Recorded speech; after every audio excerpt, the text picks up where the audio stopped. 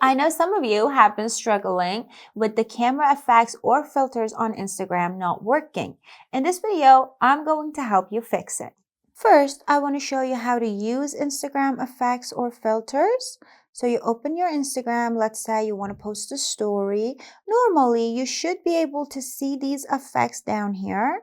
But let's say I choose a photo, and if I tap on these effects icon, that gives me the option to use any of the effects that I want on my photo and, change it.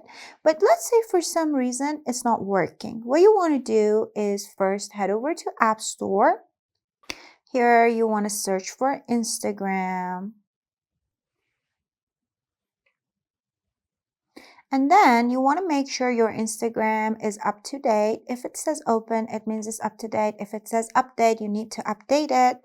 And if that doesn't fix the issue, there's one more thing you can do. You can head over to settings and scroll down to general and choose iPhone storage. And then you're going to find Instagram.